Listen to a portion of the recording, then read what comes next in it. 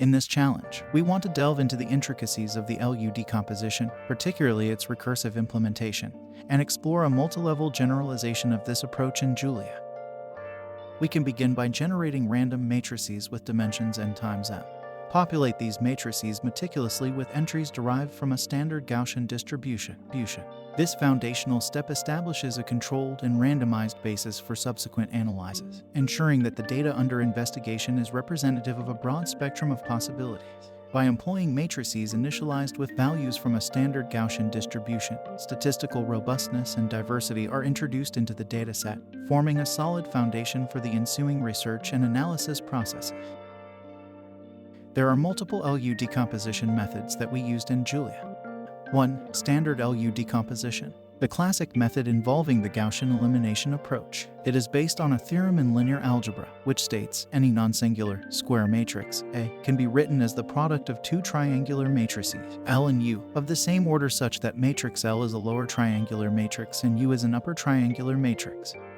2. Recursive LU decomposition. A divide and conquer strategy that divides the matrix into smaller blocks. It is particularly useful for large matrices. Instead of decomposing the entire matrix at once, recursive LU decomposition divides the matrix into smaller blocks and decomposes them recursively. This approach reduces the memory requirements and allows for parallel processing, making it efficient for large-scale computations.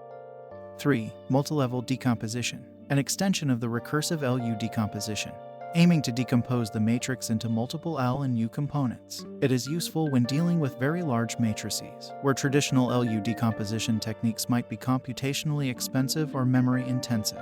It involves breaking down a problem into a hierarchy or series of levels, typically with the goal of solving each subproblem more efficiently. This concept is most commonly applied in numerical linear algebra and the solving of partial differential equations. LU decomposition is a method used for solving systems of linear equations. The following are our approach of implementing LU decomposition in Python. We can begin by adding a benchmarking tools to show how good the algorithm performs. We then generate random n times m matrices filled with values from a standard Gaussian distribution. This step ensures diverse and statistically sound data, essential for reliable analysis. We divide matrix into multiple submatrices, performing LU factorization on each submatrix, and then assembling the factorized results of all submatrices into two complete matrices L and U.